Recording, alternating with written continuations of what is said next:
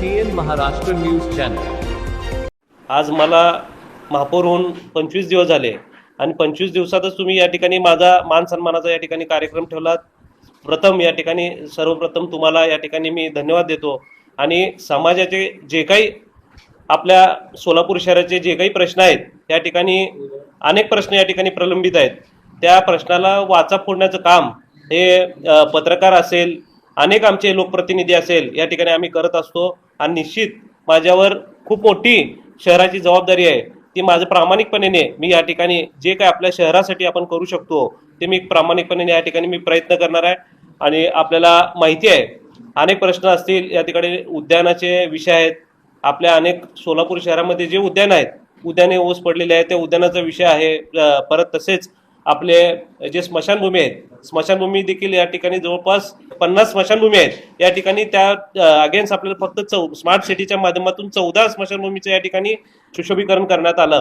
पण त्यात बाकीचे जे काय अजून राहिलेले आहेत त्याचे देखील आपल्याला या ठिकाणी काम करायचं एवढं सांगतो। आणि सोलापूर शहरामध्ये स्मार्ट सिटीच्या माध्यमातून अनेक कामं या ठिकाणी झालेले आहेत, पण त्याचं मेंटेनन्स न होता या ठिकाणी मेंटेनन्स कसं केलं पाहिजे, झोनच्या माध्यमातून जोपर्यंत झोन निर्मिती होत नाही।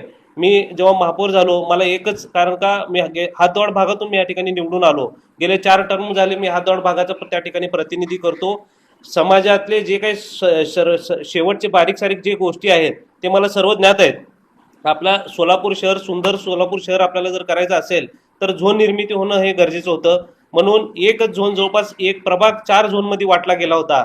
त्या ठिकाणी मी जास्त काही न बोलता कामावर भर कसं देता येईल म्हणून या ठिकाणी आम्ही झोनवर या ठिकाणी प्रेशराईज करून सोलापूर शहरात ते पहिला झोन सक्षमीकरण या ठिकाणी केलं।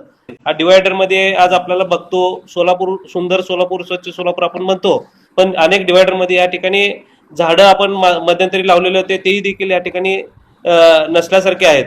तर कुणाला आपण संस्थेला या ठिकाणी काय टॅक्स बेनिफिट देऊन शास्ती फी असेल, शास्ती फीच्या माध्यमातून आपण शास्ती फी दरवर्षी 50% माफ करतो, तर शास्ती फी 100% माफ करू, पण तुम्ही हे झाडं जगवा म्हणून आपण त्या संस्थेला जर दिलं तर निश्चित आपलं सोलापूर सुंदर या ठिकाणी दिसेल असं मला वाटतं। अनेक प्रश्न आहेत, अनेक धुळीचा विषय आहे, अनेक प्रश्न या ठिकाणी आमच्या समोर आहेत आणि पाण्याचा विषय आहे। पाण्याचं देखील आज आपल्याला माहिती आहे गेले 8-9 वर्षापासून आपल्याला या ठिकाणी पाणी जवळपास 3 दिवसाड 4 दिवसाड काही भागामध्ये मिळतं।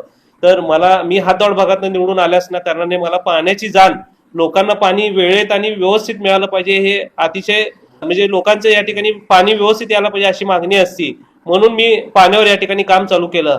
आणि निश्चित माझ्या हातून जेवढं होता येईल तेवढं मी आयुक्त साहेबांना देखील या ठिकाणी बोललं की आयुक्त साहेब की गेले आपले जे पूर्वी रिटायर झालेले जे अधिकारी आहेत, जवळपास 6-7 अधिकारी आहेत, त्यांना अतिशय चांगला अनुभव आपल्याला सोलापूर शहराचा आहे। आपल्याला ह्याच्या आधी आम्ही 2 दिवसाड पाणी या ठिकाणी घेतलं होतं शहराला, त्यांना जर ते या ठिकाणी मानधनावर जर आपण नियुक्ती केली तर निश्चित ते पण या ठिकाणी वेळ द्यायला तयार आहेत म्हटल्यानंतर आयुक्त साहेबांनी पण होकार या ठिकाणी दिला। निश्चित आता जे पाणी पुरवठ्याचे अधिकारी आहेत त्यांनी या ठिकाणी आम्ही त्यांची एक प्राथमिक बैठक घेतली, त्यांनी त्या ठिकाणी सांगितलं की आम्हाला साहेब एक आता समोर उन्हाळा आहे, आम्हाला निश्चित आपण तुम्ही जे म्हणता ते आपण सर्व तुमची जर मागणी असेल तर आपण प्रॅक्टिकली करून बघू, पण आम्हाला थोडंसं वेळ हवाय कारण का आता उन्हाळा असल्या कारणाने लगेच जर आपण काय करायला गेलो तर लोकांचा अजून जरा रोष त्या ठिकाणी येईल असं ते म्हणत होते। पण निदान 3 दिवसाआड तर पाणी या ठिकाणी सोलापूर शहराला केलं पाहिजे, 3 दिवसाआड किंवा 2 दिवसाआड अशी आमची मागणी होती। बरेच म्हणले, ते ऐकून घेतले, जागेवर आपण व्हिजिट करून सर्व जुन्या अधिकाऱ्यांना घेऊन जाऊन अजून तिथं काय करता येईल आपण त्या ठिकाणी करायचं ठरवलं।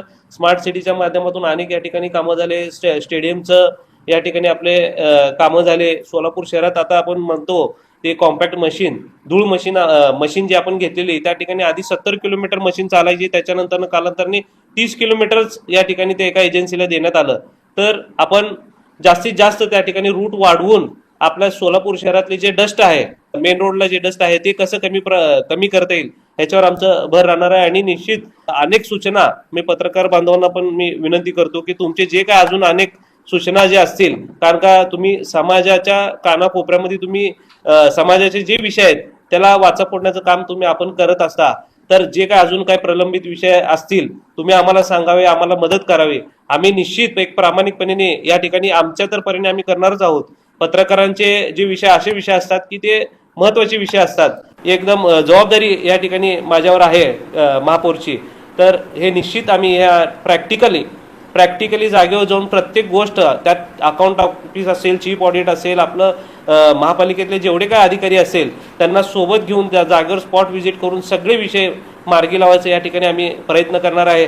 एवढंच मी सांगतो. आणि पत्रकारांचं तुम्ही या ठिकाणी भैया विषय मांडलात ते एक सांगतो की अतिशय चांगले उपक्रम तुम्ही पत्रकार लोक या ठिकाणी राबवता. आणि मेडिक्लेमचा विषय असेल, गृहनिर्माणचा जो विषय आहे तो जर माझ्या कार्यकाळात झाला मला निश्चित या ठिकाणी खूप आनंद होणार आहे. आणि माझ्या हातून जे शासन दरबारी राजकारण न करता समाज त्याच्यामध्ये राजकारण कुठलंही न करता फक्त एक समाजकार्य म्हणून जे काय माझ्या हातून करता येईल मी निश्चित या ठिकाणी राज्यस्तरीयच्या लेवलला मी या ठिकाणी पाठपुरावा करून आपलं गृहनिर्माणचा जो विषय आहे त्या ठिकाणी मी सोडवण्याचा निश्चित या ठिकाणी प्रयत्न करणार.